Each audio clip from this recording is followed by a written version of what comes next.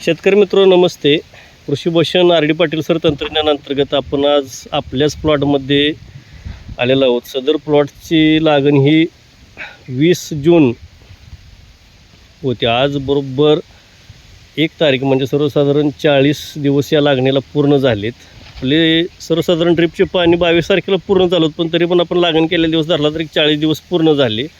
ही कांडीची लागवड असून ही पावसाची हे जे एकदम जास्त प्रमाण असल्यामुळे आणि जमीन आपली मुळचीच जास्त पाणी पकडून धरणारे असल्यामुळे बराचसाच त्रास झाला. त्याच्यातून ही वाढ आज एकदम सुदृढरित्या झालेली आपणास दिसून येते. या ठिकाणी आज जर 40वा दिवस जर पाहिला तर कांडी लागण असून ही आपली बुडामध्ये फुटव्यांचं प्रमाण, पानाची ग्रीप वगैरे एकदम जबरदस्त अशी दिसून आली. ह्याला आता भूमिपावर चाळवणी झाली आपली आणि परवाच ऑलराऊंडर नायट्रो पॉवर आणि युरिया याची एकत्र फवारणी झाली. याचा रिझल्ट पाऊस असूनही बऱ्यापैकी रिझल्ट दिसून येतो. आज प्रशांत कदम सर, अमोल सर पण आपल्या प्लॉटमध्ये आहेत. नमस्कार. अमोल, इथं फुटव्यांची नी जरा मला ग्रीप दावावर कशी दिसते? एक नंबर फुटवे आहेत, एक नंबर आहे. काळोखी वाढली आहे. शेंडा आता बरोबर आपला आता उभा राहावं बघू तुम्ही. आता तुमची उंची सरीमध्ये उभं राहा. माझी उंची आहे. जर पाहिलं तुमच्या कमरेच्या वर जवळजवळ 4 फूट तर सर्वसाधारणपणे जेट्याचं पाणी येतंय.